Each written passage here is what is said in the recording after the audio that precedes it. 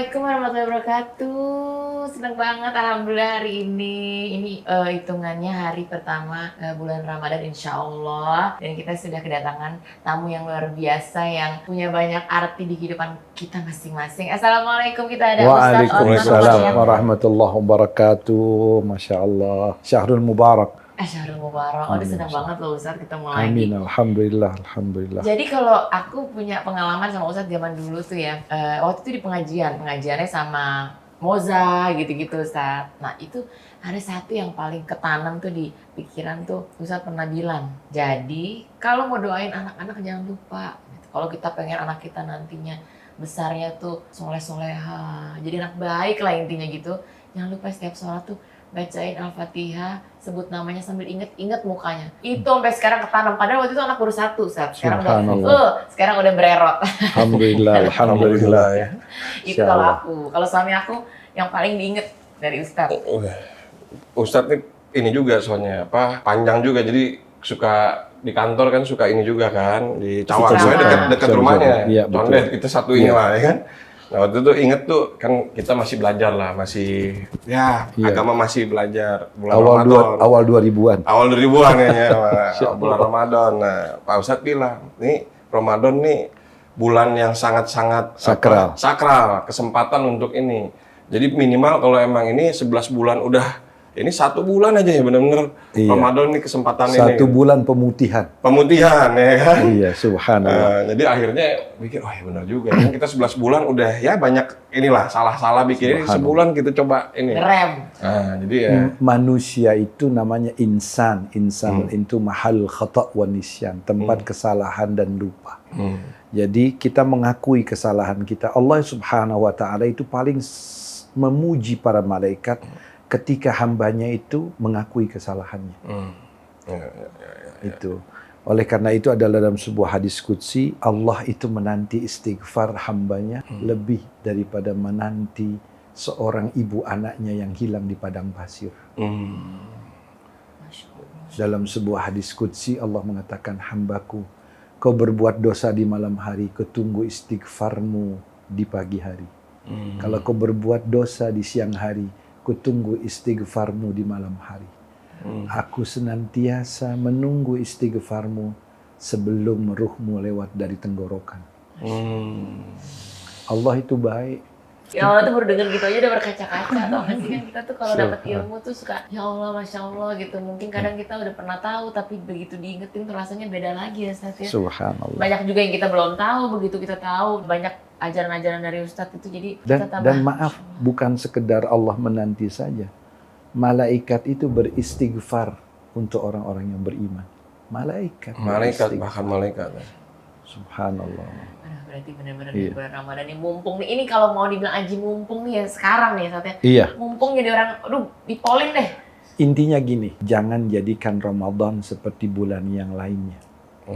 Karena Ramadan ada sebuah malam yang Allah turunkan seluruh para malaikatnya. Allah ingin membanggakan kita di hadapan para malaikat, itu hambaku. Subhanallah.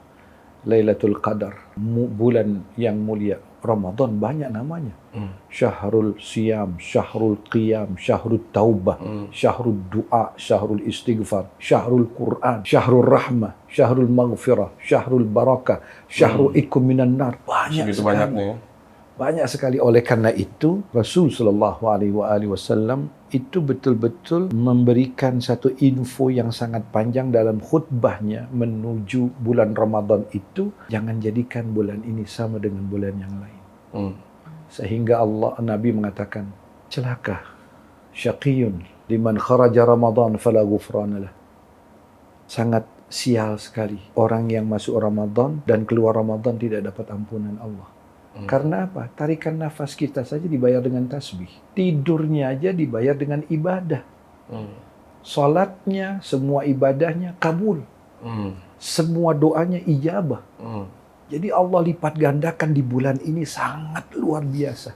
Sangat luar biasa. Nah oleh karena itu kita jangan sampai, membesarkan volume jasmaniah kita dalam Ramadan, tapi menaikkan volume rohaniah kita.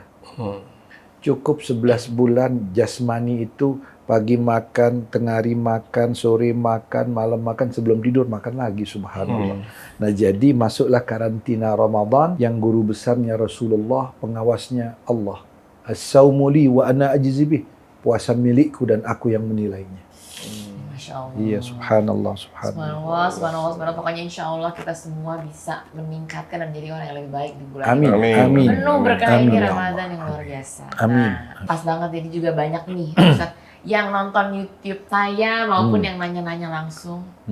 Pada pengen tahu, pada sambil pengen ngobrol-ngobrol denger dari Ustadz langsung gitu di bulan Ramadan ini. Kita cari ilmu, tepatnya gimana sih, banyak yang pengen tahu satu rumah tangga idaman sesuai ajaran atau sesuai syariat Islam gitu terutama. Nah, kayak misalnya kan pada nanya-nanya nih Ustadz, kayak gimana sih sebenarnya larangan-larangan yang beneran dilarang sama yang masih boleh gitu untuk antara istri dan suami. Misalnya larangan istri ke suami itu nggak boleh. Apa kan kita banyak dengar loh, istri tuh beneran nggak boleh ngomong gitu aja nggak boleh gitu katanya. Nah, sama juga sama larangan suami ke istri tuh apa sih Ustadz? Mumpung bulan Ramadan kita jadi saling bebenah gitu. Iya, bismillahirrahmanirrahim. Yang pertama kali bahwa zuwaj itu adalah berpasangan. Yang artinya dia selalu beriringan, tapi tidak pernah satu, seperti rel kereta api. Yang satu perut aja nggak bersatu, apalagi yang baru ketemu gede. Oleh karena itu dia diikat. Rel kereta api kan ada ikatan. Rel kereta api ini menuju satu tujuan, ya kan? Nah, suami dan istri bagaikan rel itu yang diikat dengan mitsaqan ghalidhah, kalimat Allah. Ikatan yang sangat kuat sekali dalam Al-Quran itu. Untuk apa? Mencapai satu tujuan. Tujuannya apa? Ibadah kepada Allah. Jadi Rasulullah mengatakan, An-nikah satruddin fattaqi syatril baqi. Pernikahan itu setengah agamamu, maka jagalah yang setengah lagi. Nah, untuk itu Al-Quran memberikan nasihat. Yang pertama nasihat Al-Quran apa? Wala tansaul fadla bainakum. Jangan pernah melupakan kelebihan dari pasangan kita. Kalau kita melihat kelebihan pasangan kita, insya Allah langgeng. Tapi kalau kita melihat kekurangan pasangan kita, panitia belum bubar, kita udah bubar. Iya. Nah, oleh karena itu, mohon maaf, ada ayat Al-Quran yang membuat kita langgeng. Hunna libasul lakum wa antum libasul lahun. Wanita pakaian pria. Pria pakaian wanita. Allah menganalogikan rumah tangga itu seperti pakaian yang paling fungsi pertama menutup aurat.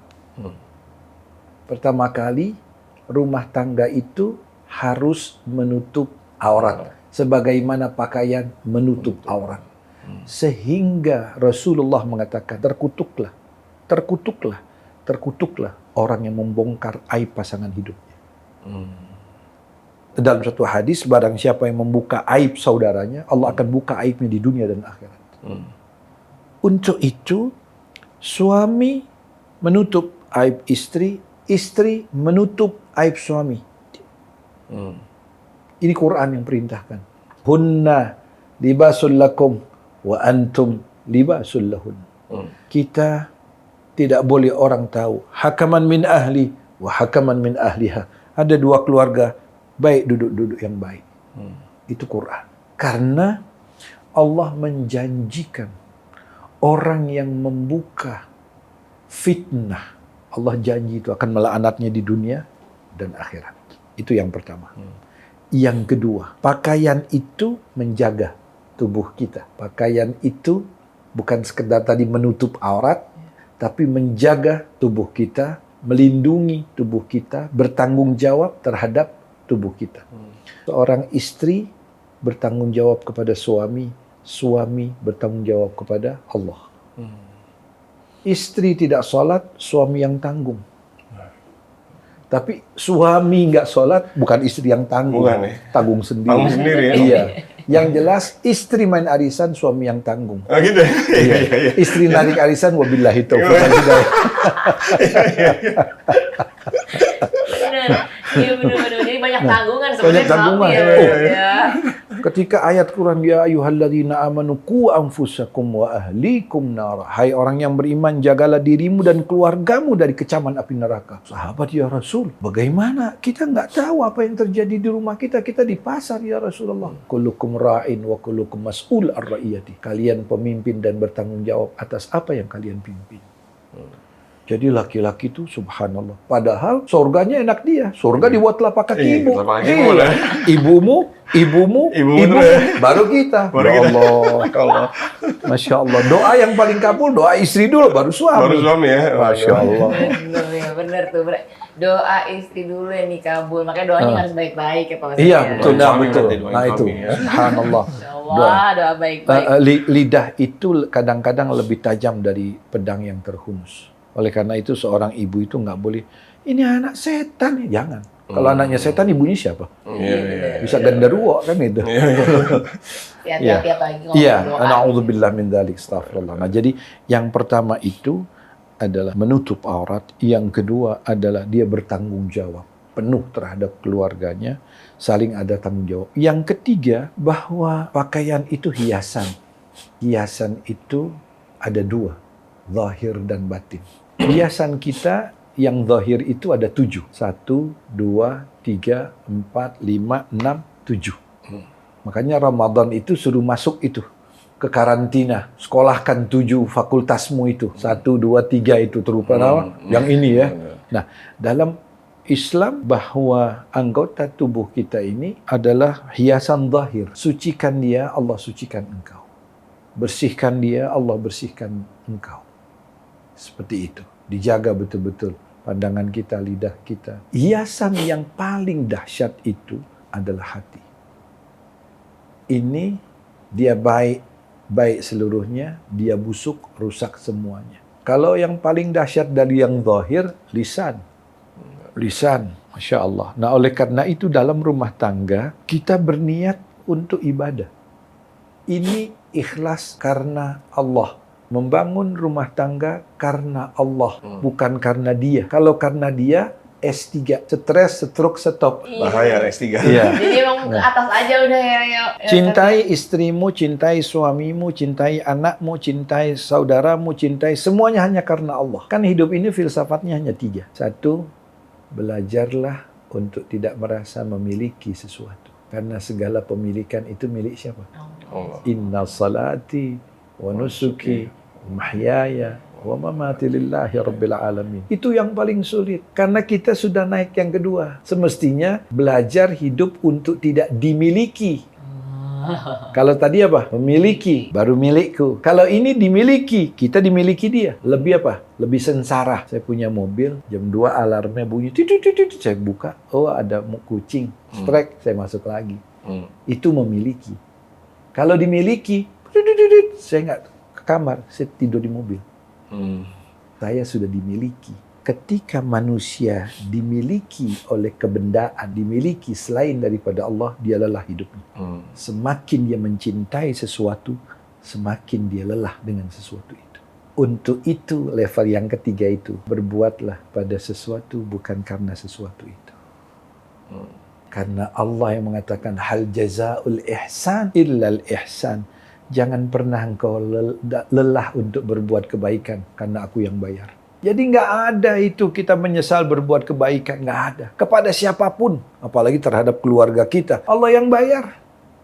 Kalau manusia kita harapkan S3 yang tadi itu, stres, stroke, stop akhirnya. Tapi kalau Allah enggak, dia tidak pernah mengecewakan kita. Oleh karena itu rumah tangga itu kalau lihatnya ikhlas karena Allah akan langgeng. Udah pasti. Pegangannya. Nah, keikhlasan itu, keikhlasan kepada Allah karena tidak ada sesuatu takdir yang tak baik. Kalau dia sudah ikhlas, iblis aja udah nyerah. Percuma lah godain dia. Dia udah ikhlas. Ada stopnya iblis tuh ya. Oh iya, udah percuma. Illal mukhlisin. Kecuali orang-orang yang ikhlas satu nggak mampu. Lo ngomong gini, dia ngomongin lo gini. Ya mudah-mudahan kalau itu benar Allah ampuni aku. Kalau itu nggak benar, dia mudah-mudahan dia diampuni. Ikhlas aja udah. Udah ketutup itu pintu setannya. Udah nggak bisa kemana-mana lagi. Kalau kita terus dia bilang apa? Nah, mulailah. Yang 1 meter kita balas 20 meter akhirnya. Berarti kesehatan dalam rumah tangga yang paling bahaya tuh apa nih, Ustaz? Ya, kita diberikan amanah untuk saling percaya. Dalam rumah tangga itu kita membawa amanah Allah, bukan amanah manusia, amanah Allah. Ketika kita mengatakan qabiltu nikaha wa tazwijaha bil mahril madhkur, aku terima nikah dan kawinnya dengan mas kawin tersebut, itu perpindahan tanggung jawab kita dari orang tua kepada kita. Yang seluruh kebendaan menolak untuk itu, manusia yang mengambilnya. Godaan yang paling dahsyat dalam rumah tangga itu lepas kepercayaan. Kalau kita udah nggak percaya gimana? Nah, oleh karena itu, bangunlah sesuatu yang mencurigakan itu dengan transparan. Untuk itu, at-ta'afu bainahuma. Untuk kita saling memaafkan. Karena kita juga nggak sempurna. Kita harus saling meredakkan. Kita harus saling menutupi. Karena Rasulullah mengatakan wanita itu setengah, laki-laki itu setengah. Dia tidak akan sempurna kecuali apa? Menjadi satu. Untuk menjadi satu ini alladzi yuwaswisu fi sudurin nas. Banyak sekali itu. Iblis mengatakan apa? Ya Allah, setelah kau panjangkan umurku, mesti kan dia syukur akan kugoda anak Adam itu dari depan, dari belakang, dari kiri, dari kanan. Semua arah. Semua arah. Dia kepung begitu. Allah mengatakan, apa yang kau inginkan? Agar mereka masuk neraka bersamaku, ya Allah. Iblis mengatakan begitu. Allah mengatakan apa? Demi kasih sayangku dan kesucianku, selagi lidahnya beristighfar, akan kuampuni dosa-dosanya. Masya Allah. Nah, ini bulan istighfar. Ini bulan kita taubah. Bulan kita mengintrospeksi diri. Bulan kita merenung tentang perjalanan hidup. Bulan kita memperbaiki akhlak kita. Sangat luar biasa. Ramadan, trending topik nih, harus jadi trending topik ya kan? Trending topik jangan cuma masalah-masalah di dunia, tapi Ramadan harus trending topik nih. Soalnya orang harus banyak-banyak diingetin lagi. Makanya banyak-banyak yang nanya nih, Ustadz, nih ada titipan pertanyaan. Boleh. Mama F gitu. Apa hukumnya kalau suami menyuruh istri bekerja, mencari nafkah, tapi istri menolak karena tidak mau meninggalkan anak? Di dalam Islam, wanita tidak haram untuk bekerja. Tidak ada satu ayat atau hadis memerintahkan wanita itu tidak boleh bekerja. Tetapi wanita itu jangan lupa kodratnya. Dia madrasatul ula li auladiha. Dia sekolah pertama bagi anak-anaknya. Dia adalah yang bertanggung jawab apa yang terjadi dalam rumah tangga kalau suaminya sedang bekerja. Oleh karena itu, Islam membagi tugas, mohon maaf ya. Suami mencari fulus, istri menghabiskan fulus. Teamwork tuh ya, bagi tugas. Kalau dua-duanya cari fulus, siapa yang habisin? Nah, untuk itu tugas wanita itu suci. Makanya dia jihad di rumah tangganya. Jihad di rumah tangganya.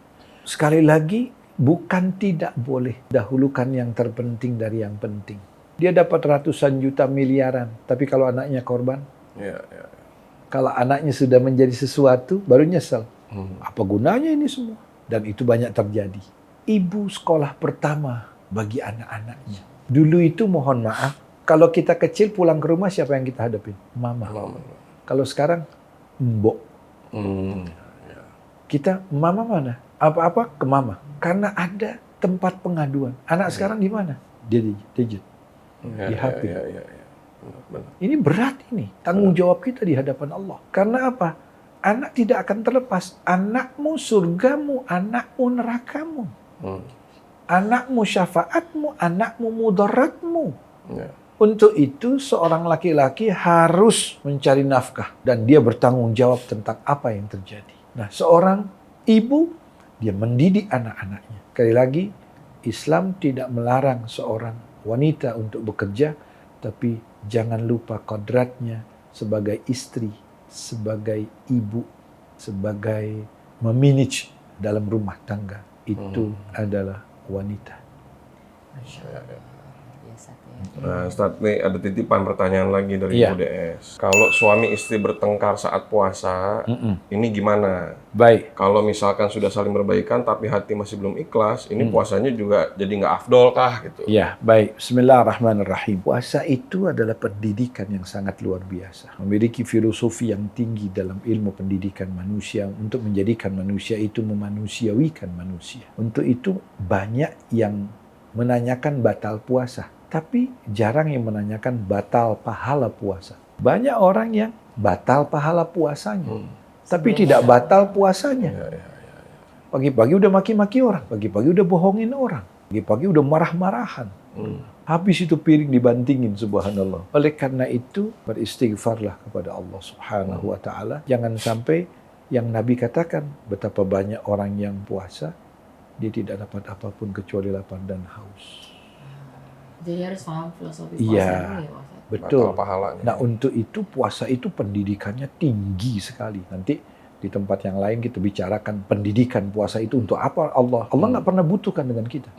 Dalam sebuah diskusi Allah mengatakan, hambaku di saat kalian seluruhnya beribadah kepadaku, tidak akan menambah setitik pun nilai kemuliaan untukku. Tidak akan bertambah kemuliaan Allah setitik pun. Dan jika engkau bermaksiat seluruh dunia ini, tidak akan mengurangi setitik pun kemuliaanku. Jadi seluruh ibadah itu untuk kita. Nah, makanya itu ibadah itu kalau puasa dibagi menjadi 3 tingkatan. Agar kita itu benar-benar jangan ribut gitu. Yang pertama yang kita bicarakan saumul butun namanya. Puasa sekedar tidak makan, tidak minum dan tidak berhubungan biologi, itu dinamakan puasa perut. Yang naik yang kedua, saumul arkan. Dia sudah memasukkan karantina 7 fakultas, termasuk tadi marah-marah itu.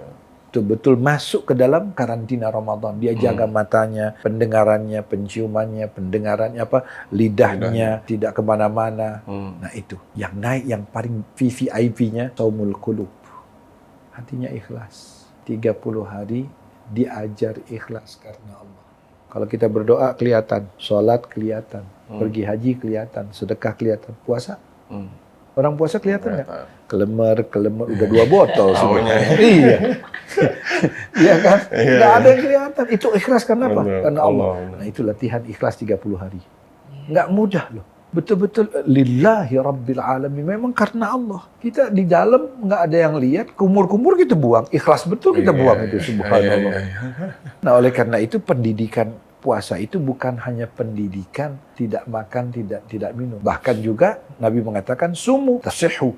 Puasa engkau akan menjadi sehat. Tapi cara Rasul. Bukan cara Syihab, bukan. Cara Rasul. Kalau cara kita kan tretek-tek, tung. Majul 3 yang gede-gede. Dengan alasan sunnah Rasul. Allahu Akbar, Allahu Akbar. Kolak. Langsung. Iya. Asyhadu an la ilaha illallah. Lasanya. Itu baru sampai asyhadu Allah ya.